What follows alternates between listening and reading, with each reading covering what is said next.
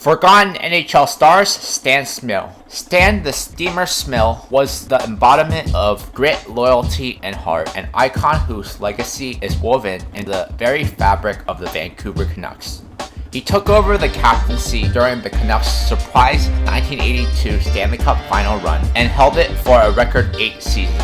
Nicknamed the Steamer for his hard-nosed, never-stop-skating approach, he was all heart, all hustle. His number 12 was the first number retired by the Canucks, symbolizing not just stats but soul. Because Smyl played during an era dominated by dynasties and didn't have flashy stats, he doesn't get much of a media spotlight outside of Vancouver. In this episode of Forgotten NHL Stars, I spotlight Stan Smyl. Stan Smyl was drafted 40th overall in the 1978 NHL draft by the Vancouver Canucks.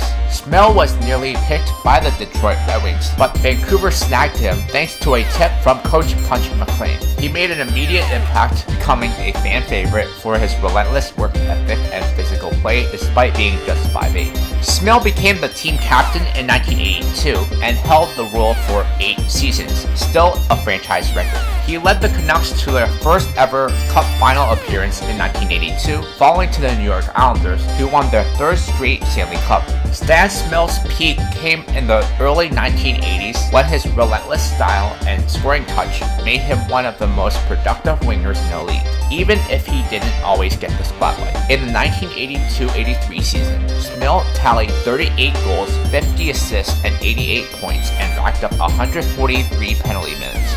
Not only did Smyl lead the Canucks in scoring that year, he finished top 20 in the NHL in points, ahead of stars like Denny Savard and Bernie Nichols. Smyl was a consistent goal scorer in his career, as he scored 20-plus goals every season from 1979-80 to 1986-87. In 3 of those seasons, he would tally 30-plus goals.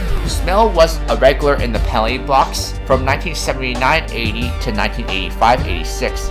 Smyl racked up at least 100 penalty minutes, and in the 1979-80 season, he had a career-high 204 penalty minutes. Smyl played his entire career with the Vancouver Canucks from 1978 to 1991, appearing in 896 games, scoring 262 goals, 411 assists, and 673 points, along with 1,556 penalty minutes. On November 3rd, 1991, the Canucks retired his number 12, the first in franchise history. Nicknamed the Steamer for his relentless skating and physicality, he was known for leading by example, but he wasn't just tough, he was dependable and clutch. Smyl was relatively small for an NHL player at just 5'8". He was known for his two-way play, being defensively responsible while also producing offensively.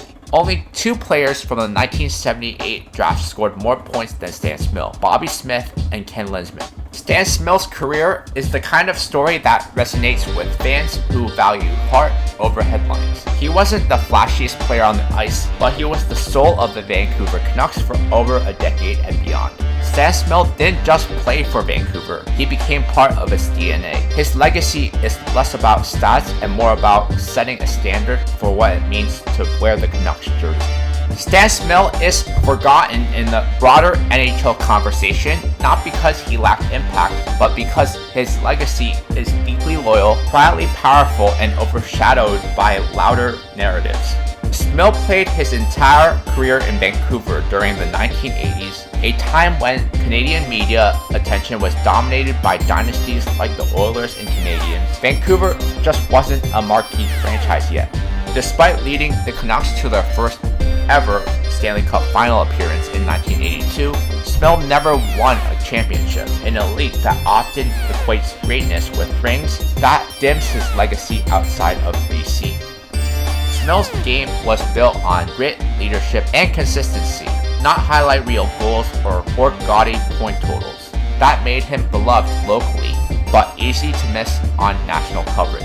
Later, Canucks stars like Trevor Linden, Pavel Bure, and the Sedins became global faces of the franchise. However, Smyl's contributions were foundational. In Vancouver, Smyl is still heavily revered, but in the broader NHL narrative, his name just isn't brought up that much in all-time talks.